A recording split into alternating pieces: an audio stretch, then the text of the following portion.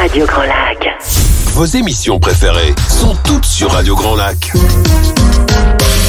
Cette émission vous est présentée par le groupe RDIMO Aix-les-Bains. Vous entendez les murmures du lac? Histoire, immobilier, culture, Romain a plein de choses à vous dévoiler. Bonjour à tous, ravi de vous retrouver en direct ce jeudi printanier. Les températures font enfin sourire, je dirais, les Aixois, puisqu'on a la chance de pouvoir se balader en petite veste. On a rangé nos doudounes ce matin, ça fait plaisir, ça met le sourire sur les visages.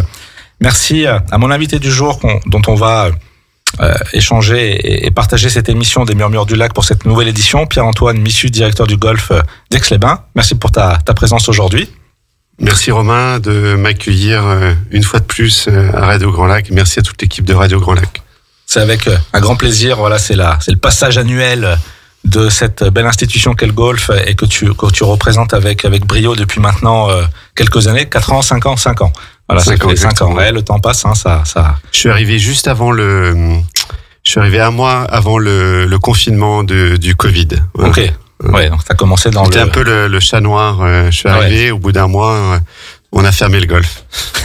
Bon, tu l'as eu pour toi tout seul, petit cachotier. Ouais, c'était très bien. C'était une bonne période. Pendant 2 mois, il n'y avait personne.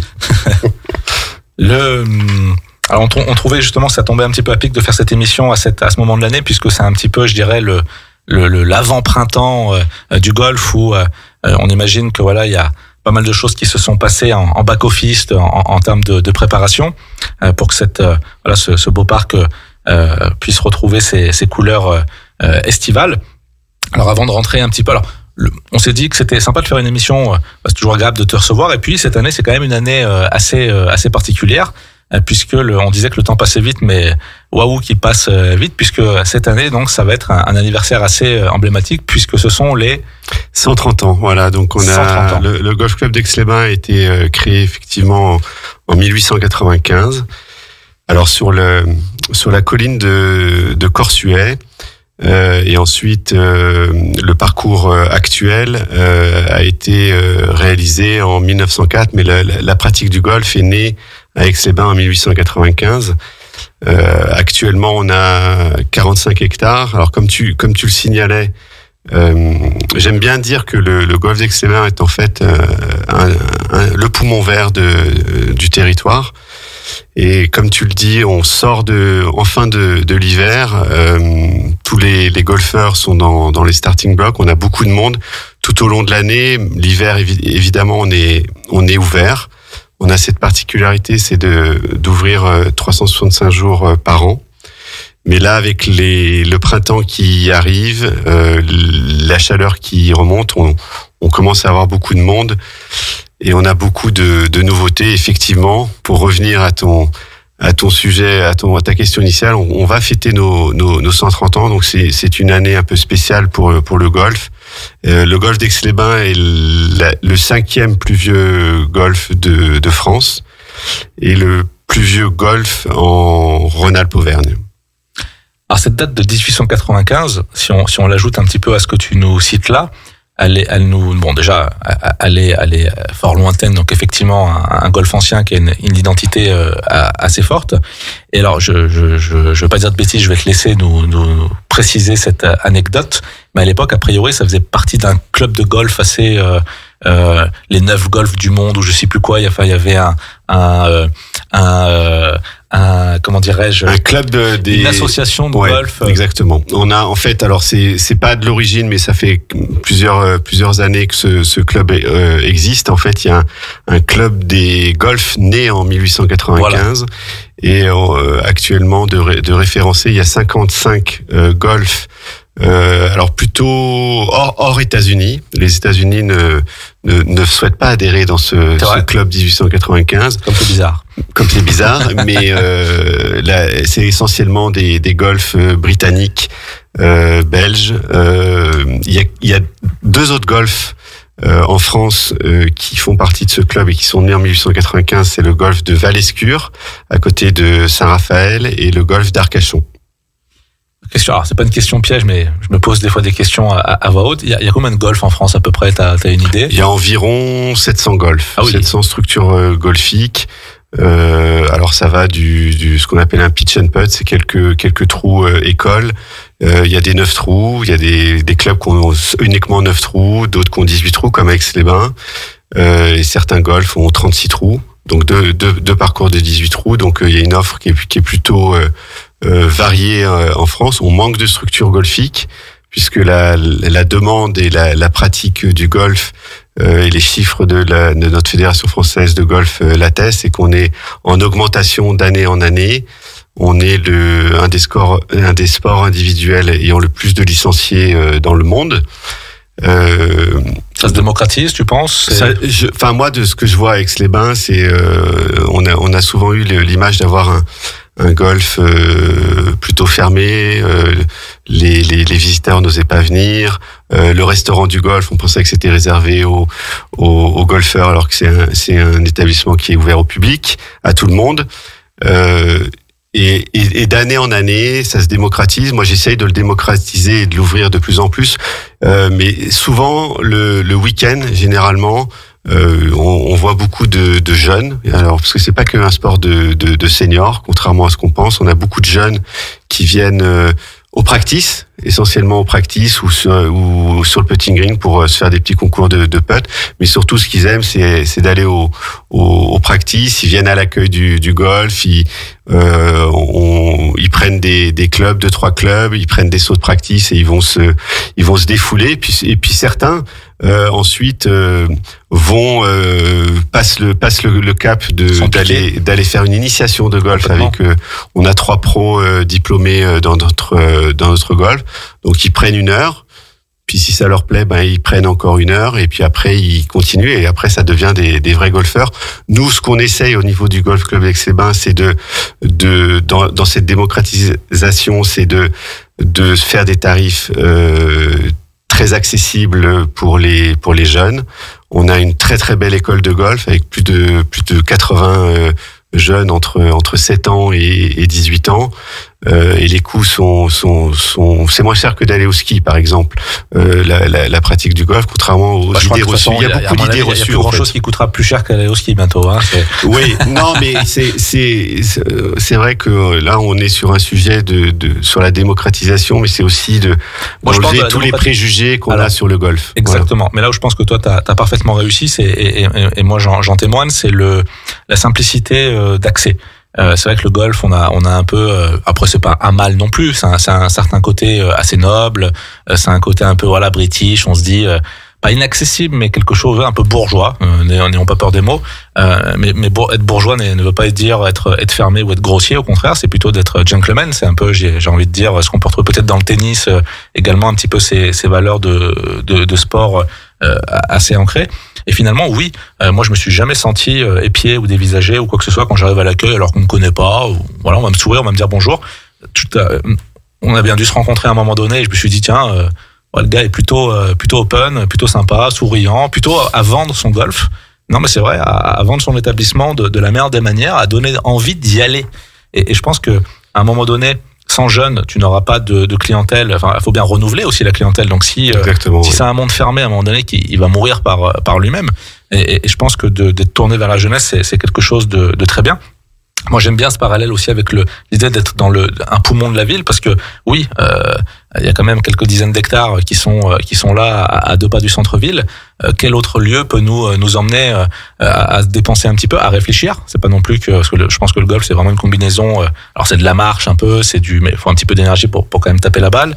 On parlait de se défouler, c'est vrai que moi je suis un peu dans ce lot-là, hein. Je vais prendre un bois et puis je vais taper un peu bêtement dans la balle. On aime bien quand il y a la petite voiture qui passe, là on essaie de l'attraper. Voilà, c'est un peu le jeu. Tout ça dans un cadre assez privilégié. Il y a un resto qui est plutôt sympa, un bar sympa. En plus, l'équipe est plutôt cool. Donc, franchement, voilà, il y a un endroit assez convivial, assez familial, où on peut se retrouver et passer un temps agréable. En fait, si je peux ajouter quelque chose, c'est que évidemment, il y a le golf avec 45 hectares, mais on a juste à côté, on se touche. C'est nos voisins, c'est l'hippodrome. Avec les terrains de foot, les terrains de rugby, où là, je crois qu'il y a 25 hectares. On est donc si on fait le calcul, 45 plus de 25, ça fait 70 hectares à moins de 5 minutes du centre-ville. Si on ajoute aussi le Bois Vidal, on a cette chance avec Aix-les-Bains d'avoir des espaces qui sont préservés. Nous, au niveau du golf d'Aix-les-Bains, on est très très attachés avec mes équipes du terrain de préserver cet environnement, cette biodiversité. Alors je fais pas du greenwashing parce que c'est pas dans mes habitudes, mais les visiteurs, les 650 membres de notre golf savent que tout ce qui est fait pour préserver cet environnement, on est reconnu d'ailleurs depuis 4 ans maintenant avec un partenariat avec le Muséum d'histoire naturelle et notre Fédération française de golf. On a un label qui s'appelle le label bronze pour la biodiversité, qui témoigne, qui est une vraie photographie de notre territoire, de notre parcours, de notre golf, et sur toutes les démarches que font mon comité, les équipes du golf pour préserver l'environnement, et ça va de la préservation des arbres, la préservation des espèces, de la faune, de la flore. Et cette année, alors ça c'est, je te le donne en avant-première, c'est qu'on va obtenir le deuxième niveau de ce label, qui est le label argent, et qui témoignera encore un peu plus de cette préservation de notre biodiversité.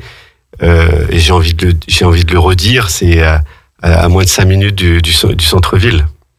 Alors, je rebondis là-dessus, effectivement, c'était la transition intéressante sur ce label biodiversité. On avait d'ailleurs l'année dernière consacré un article et une publication dans nos magazines par rapport à ça. On avait rencontré tes équipes et j'ai encore, alors je vais essayer de relater, mais de ce que je me souviens, mais je me souviens assez bien des grandes lignes. Quand tu as cité là qu'il y avait 700 golfs, c'est là où ça m'est revenu, parce que si je dis pas de bêtises, sur les 700 golfs français, effectivement, tous ont été sollicités pour engager ce parcours, et environ 10% de ce que j'avais en tête avait répondu. C'est à peu près ça, oui. Sur le niveau bronze et le niveau argent, c'est 5%. Voilà, donc c'est très. Et l'idée, c'est de se dire, voilà, vous êtes finalement pas un musée, parce qu'un musée, il y a un côté un peu, je dirais, statique, un peu mort, alors que justement, là, il y a de la vie, plutôt un laboratoire, voilà, c'est le mot que je cherchais, un laboratoire vivant, où on se dit, effectivement, il y a, alors bien sûr qu'il y a le green, j'imagine le golfeur vient quand même avant tout pour une qualité de golf, etc., mais c'est de se dire, c'est pas forcément incompatible avec le fait de respecter le plus possible l'environnement dans lequel on vit, et aller même plus loin que de le respecter, de le favoriser, de le développer, et peut-être de combiner finalement cette cohabitation qui nous fait peut-être défaut à l'heure actuelle, et de se dire, voilà, les golfs ont un rôle à jouer pour combiner les attentes des êtres humains, les attentes de la nature, et faire en sorte que tout ça marche. On va vous prendre un exemple qui m'était resté, c'était une fauche tardive, par exemple, de se dire ce genre de choses, ou de se dire, tiens, sur des îlots naturels entre les trous, on peut peut-être faire développer tel et tel, on peut préserver certaines prairies, ou en développer d'autres. Moi, j'ai trouvé ça super intéressant, super pertinent, et là, effectivement, bon, qu'est-ce que vous avez gagné? Pas grand-chose, parce que je pense que le monde golfique est pas forcément super, c'est pas son monde premier, et ça montre justement une volonté, au contraire, de se différencier et d'apporter une qualité globale intéressante, et en plus l'effort. Donc bravo à tout le monde, puisque l'effort n'a pas été qu'un coup d'essai. La balle bronze, c'était, j'ai envie de dire, pas forcément la marche la plus importante, mais il fallait déjà s'y coller, il fallait déjà initier la chose, les mentalités, peut-être convaincre les équipes de travailler différemment. Et là, l'argent, on se dit, tiens, ça les a quand même bien bottés, ils se sont pas arrêtés en si bon chemin, puis en plus c'est assez rapide, puisque ça s'enchaîne assez rapidement.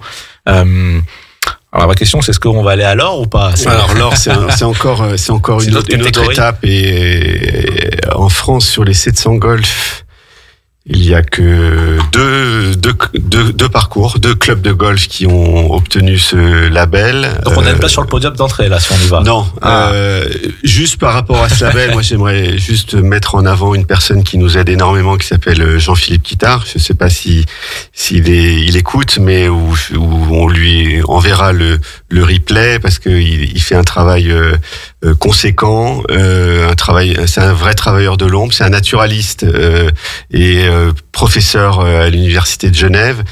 Il a son fils qui est à l'école de golf, il donne de son temps gracieusement parce que c'est un passionné, il nous apprend énormément de choses. Nous, dans un peu moins d'un mois, le vendredi 21 mars, on va avoir notre assemblée générale annuelle.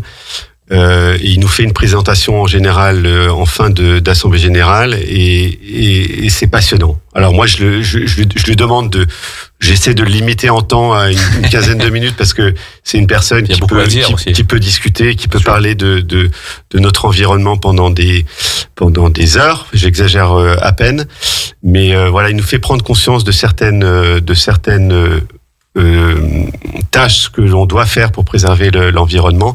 Puis surtout, il nous fait une vraie photographie sur la faune, sur la flore. Alors des fois, on le voit sur le parcours, il est en train de chasser des libellules, des papillons. Donc on voit quelqu'un avec un filet, mais en fait c'est pour référencer toute cette faune et cette flore qu'il y a sur notre parcours. Et donc voilà, je tenais à le remercier.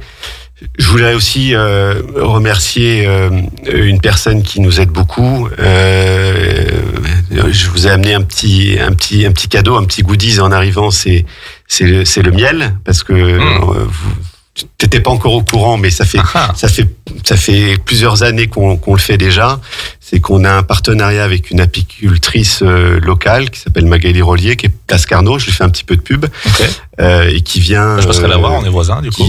Exactement, et qui a installé une quinzaine de ruches sur le parcours et qui produit entre 200 et 300 kilos de miel qu'elle nous met ensuite en pot et qu'on vend ou qu'on offre à nos bons partenaires. Voilà.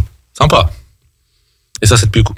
Donc ça, c'est un vrai baromètre aussi de la bonne biodiversité de notre écosystème. Moi, ce que j'adore dans ces projets, c'est de montrer qu'on rassemble les gens, qu'on les oppose pas, et qu'on peut faire des choses complètement aux antipodes, des gens qui ont peut-être rien à faire ensemble à la base et finalement qui s'entendent parfaitement. Et ça, c'est le monde qu'on a envie de se voir développer. Et moi, je crois que quand on voit un peu dans le monde qu'on est aujourd'hui, il nous faut plus de projets comme ça qui rassemblent. C'est un peu la force du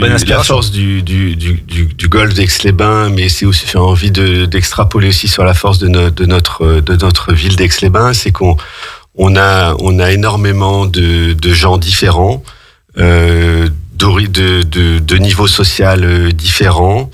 Et tout le monde arrive à cohabiter ensemble sur un parcours de golf comme sur Aix-les-Bains.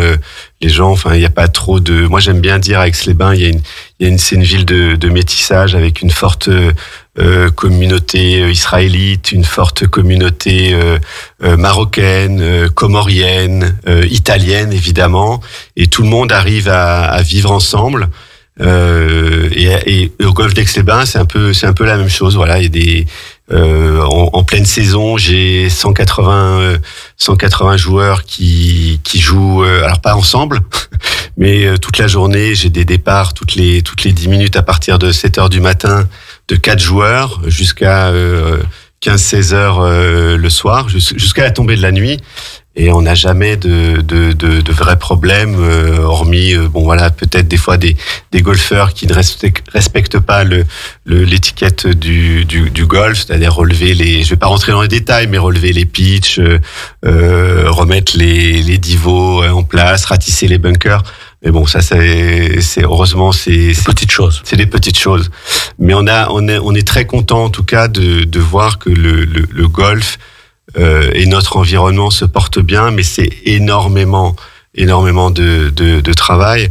Alors je vais vous annoncer aussi en avant-première, c'est que en face du restaurant, au trou numéro 10, on a une mare qui est une réserve de pêche avec l'association des pêcheurs, l'APPMA, avec qui on travaille en collaboration. La pêche est interdite, mais on a plus de 1200 truites sur notre parcours, et on va réhabiliter Sept-Mars. Donc c'est une réhabilitation écologique du Tillet. C'est le ruisseau qui traverse le parcours. Pour donner encore un peu plus d'oxygène, un peu plus de débit et surtout réhabiliter le Tillet comme ce qui a été fait en aval sur la zone de l'hippodrome. Donc ça, c'est un projet qui est fait avec le Grand Lac, et je les remercie, et le Cisalbe, voilà, avec la préfecture également qui nous aide à réhabiliter ce site. Mais tout ça, c'est des démarches qui vont dans le bon sens et qui nous donnent raison sur le fait que on fait des bonnes choses et que les pouvoirs publics, la collectivité continuent à nous aider et à nous porter dans ces bonnes directions. Dernière petite information avant la coupure, j'espère que je ne dévoile pas un secret ni une bêtise, mais si je dis pas de bêtises, le golf d'Aix-les-Bains est un golf rentable. Donc je pense que pour la mairie, c'est aussi une information importante, c'est que disons que c'est d'une part faire tout un tas de choses assez louables, mettre en avant et je dirais être le gestionnaire d'un sport quand même assez emblématique dans un endroit emblématique, et tout ça en plus en bouffant pas de rond, a priori, voilà, c'est quand même. Ouais, exactement. On est pas mal. On est une association qui est. Alors j'ai oublié l'année, mais il y a déjà plusieurs décennies.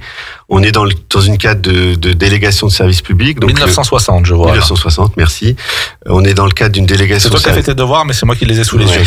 Les auditeurs, il faut on va remettre les choses dans un contexte. Je lui ai demandé de préparer tout un peu de choses, mais je lui ai pris ses papiers. Donc, cette délégation de service public, ça veut dire en fait que nous, on est gestionnaire des infrastructures, du parcours. Le bâtiment appartient à la ville d'Aix-les-Bains. On leur paye un loyer annuellement. On essaye évidemment alors modèle associatif, on n'est pas là pour faire des profits, mais on est là pour être à l'équilibre. Voilà, tout à fait.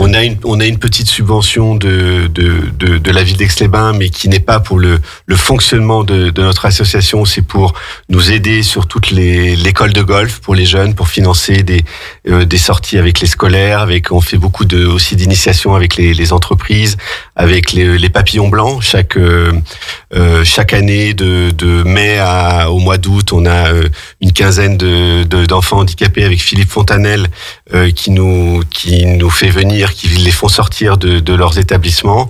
On leur fait faire du putting, on les emmène aux practices. Donc c'est dans notre délégation de service public, c'est de pouvoir donner une autre image et d'apporter une offre de divertissement entre guillemets sportive et j'ai envie de finir en disant aussi touristique, puisque on est un vrai outil touristique pour le territoire de Riviera-des-Alpes. Complètement. On a plus de 8000 visiteurs par an, qui viennent donc des extérieurs, qui viennent de Suisse, d'Italie, de Belgique, on a des fois des anglo-saxons. Donc il y a des retombées sur les restaurants de la ville, sur les nuitées d'hôtel, etc. Donc on contribue aussi au développement de la ville. Top. Écoute, merci beaucoup pour cette première partie. On se retrouve dans cette deuxième partie dans 2 minutes pour les dates clés et fêter cet anniversaire ensemble. À tout de suite. Au cœur de la vie locale. Aix-les-Bains, Chambéry et Lac-du-Bourget. Radio Grand Lac. Cette émission vous est présentée par le groupe RDIMO Aix-les-Bains. Vous entendez les murmures du lac? Histoire, immobilier, culture, Romain a plein de choses à vous dévoiler. De retour dans les studios de Radio Grand Lac, toujours en direct depuis le 92.1 FM. Écoutez, merci de nous suivre avec de manière assidue pour cette deuxième partie, toujours avec Pierre-Antoine Missu, directeur du golf d'Aix-les-Bains, où on s'est prêté au jeu des dates clés du golf. On n'a pas commencé d'ailleurs. On a pas mal parlé de choses et d'autres. Présenter on va jouer au Géopardy. C'est clair. Mais il y a tant de choses à dire que c'est toujours difficile de condenser et de synthétiser toutes les informations. En tout cas, c'était plaisant à balayer quand même l'ADN un petit peu du golf d'Aix-les-Bains qui, ce qu'on retiendra, c'est un golf, un grand golf, un golf qui a sa place sur le marché national, international, qui est visité, qui est vivant, qui est source de plein de projets, d'innovation, d'adaptation. Donc ça, c'est sûrement dans son ADN, puisque on va tout doucement arriver à notre petite jeu de dates. Juste avant, aller en 1 minute chrono. On l'a dit tout à l'heure, on arrive fin février, début mars. C'est un petit peu alors d'une part le réveil entre guillemets du golf, mais le golf était peut-être pas si endormi que ça. Qu'est-ce qui se passe dans un golf, j'ai envie de dire novembre, décembre, janvier, voilà, sur 3-4 mois, qu'est-ce qui se passe? Alors en fait, à partir de fin octobre, la végétation cesse de pousser, donc on rentre dans une période hivernale. Donc on ferme nos départs d'été qui sont sur REP parce qu'on peut plus tondre, donc on les protège pour la saison hivernale. On passe en golf d'hiver. On garde malgré tout les greens d'été, contrairement à d'autres golfs qui eux protègent également leur green. Mais nous on passe en green d'hiver, en départ d'hiver sur des départs synthétiques. Donc on a encore de novembre, décembre, janvier, février jusqu'à début mars, où là on va rentrer dans la période estivale. Et pendant ces mois d'hiver, alors notre équipe terrain, on a 8 personnes qui travaillent sur le terrain, des jardiniers, un mécanicien. Le chef étant Stéphane Léoty, qui est le greenkeeper, voilà, ou intendant de parcours, et qui s'occupe de faire ce qu'on appelle des travaux d'hiver. Donc on en profite pour faire de l'élagage, de faire des nouveaux départs. Enfin voilà, il y a plein de petits travaux qui se mettent en place. Notamment cet hiver, on va refaire 3 nouveaux départs sur le parcours. Voilà, mais ça fait partie de l'entretien de ces 45 hectares. Après, il faut tailler les haies, il y a énormément de travail. En fait, ça s'arrête jamais. C'est ça. Voilà, donc c'est. Enfin, c'est faire c'est des choses différentes. Qu'à ce moment-là, vous avez un peu plus de temps, peut-être un peu moins de fréquentation. Ce sera impossible à faire de toute façon, j'imagine. Exactement, parce qu'après, à partir de là aujourd'hui, par exemple, on a des bonnes conditions. Il fait 16 degrés. On a plus de 100 personnes qui sont venues jouer sur notre parcours. Il y a du travail qui est fait encore sur les travaux d'hiver. On ne gêne évidemment pas le jeu des golfeurs, et puis les golfeurs comprennent, ont l'habitude de voir des pelles, des engins sur le parcours pour entretenir et rendre encore plus beau notre parcours. Top. Donc là, on arrive un petit peu à la fin de cette période. Donc voilà, la saison 2025 va doucement mais sûrement se lancer.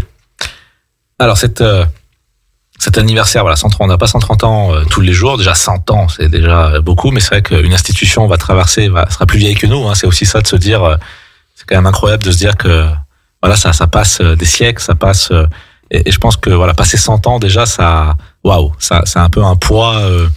C'est une vraie responsabilité. Moi, j'en ai pris conscience très rapidement d'être à la direction d'un golf plus que centenaire.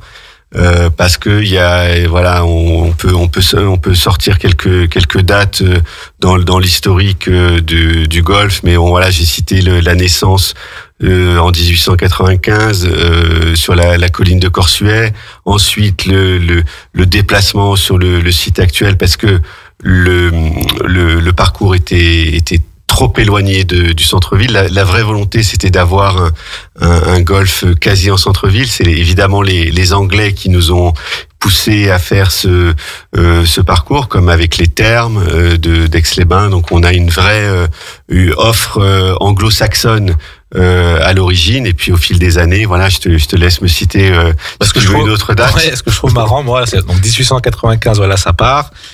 Sur un endroit qui n'était pas l'endroit définitif, on l'a compris. 1904, le golf s'installe là où il est. Puis moi, c'est impossible de résumer 130 ans en 10 minutes, mais dans des dates un petit peu marrantes. Vers 1920, construction d'un chalet qui accueille aujourd'hui le restaurant. Moi, ça me fait marrer. Je me dis, ils ont quand même mis 16 ans, nos copains anglais, avoir une buvette, quoi. C'était, ils ont été patients. Elle fonctionne bien depuis.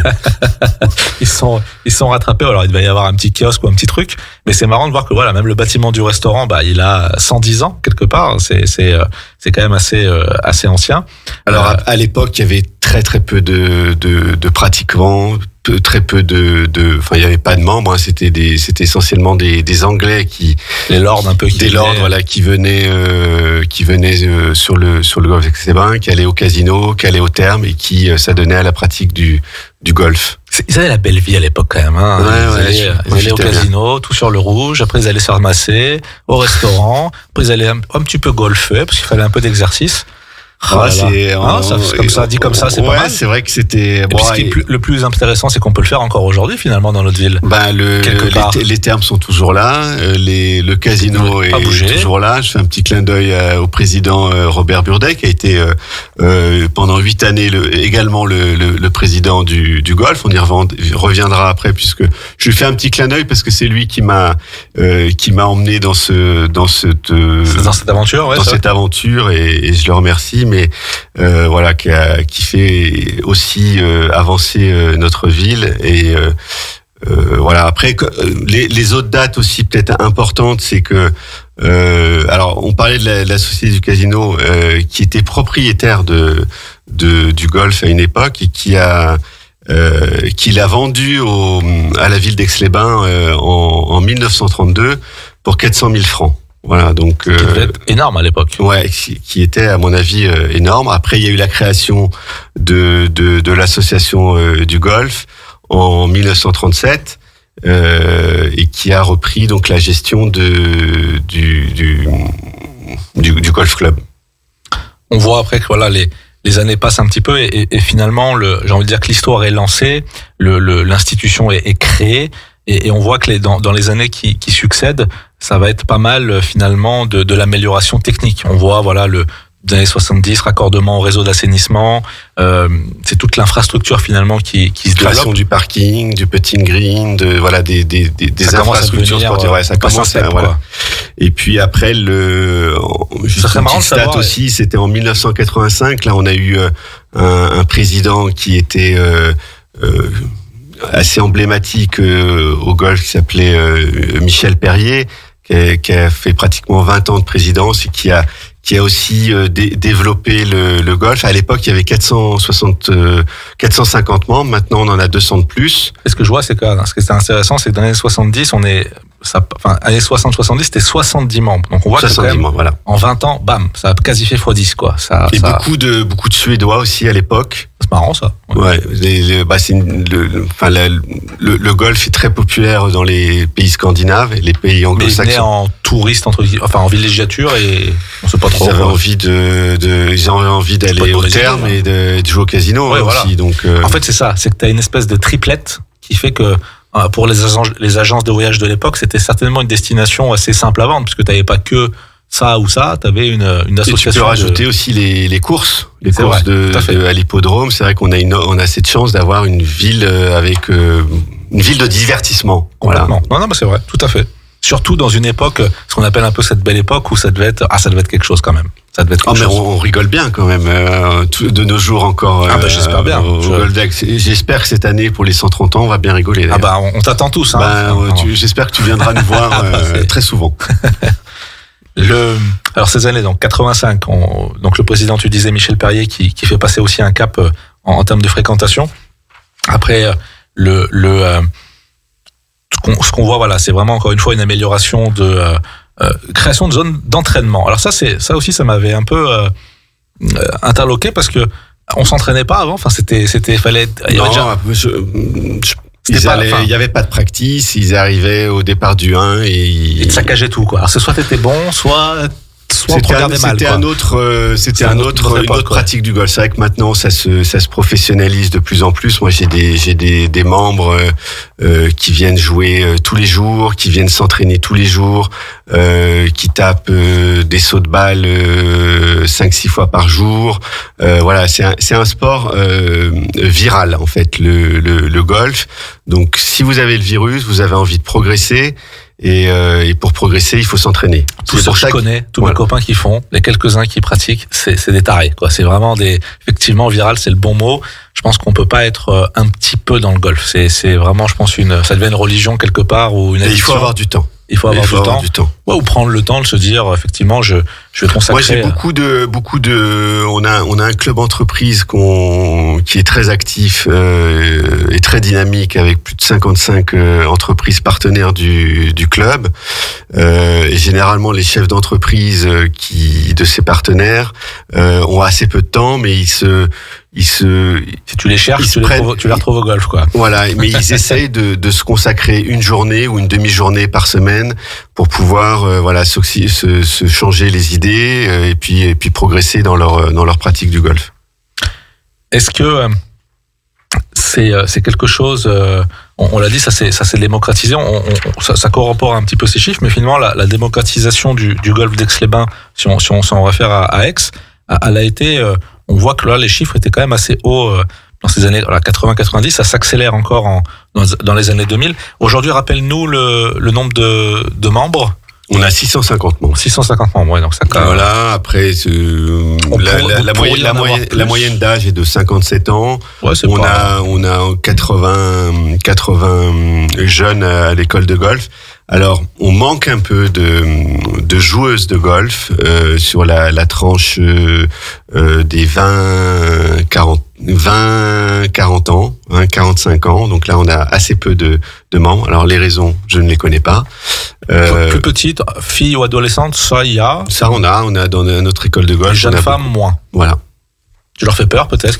Je sais pas. Pourtant, on est plutôt sympa. Elles sont à la buvette, non, peut-être? Je sais pas. Il faudrait poser leur poser la question. Mais voilà, je lance un appel un challenge pour. Je vois ce que je peux faire. On a quand même des infrastructures qui sont plutôt agréables. Des 3 pros qui sont pas à disposition, mais qui peuvent faire des initiations, de venir un peu entre copines. Voilà. J'ai envie de dire, venez entre copines, venez essayer le golf, ça fait une pratique, ça change du yoga, quoi. Ou elles peuvent faire le yoga, peut-être. Mais c'est très bien le yoga. Peut-être au golf aussi. Pourquoi pas. Il y a peut-être d'autres associations à trouver, tout à fait. On lance des idées. Non, ce que je voulais dire aussi, c'est que par rapport, on parlait de l'historique, et c'est vrai que depuis 10 ans, le golf club d'Aix-les-Bains se professionnalise, se met aux normes sur beaucoup de choses. On a rénové il y a 3 ans maintenant, 4 ans, le practice. Qui était un peu dans un sale état. Maintenant, on a un practice qui est couvert. Complètement, tout à fait. On va l'éclairer pour pouvoir faire des sessions nocturnes, pour aller taper des balles le soir avec des éclairages à LED qui consomment aucune énergie. Mais voilà, toujours pareil dans cet esprit d'ouvrir le golf à tout le monde. Voilà, on n'est pas obligé d'être un champion de golf pour pouvoir venir même putter, hein. Moi, j'ai des personnes qui viennent, qui louent un putter et qui vont sur les putting greens pour passer du temps.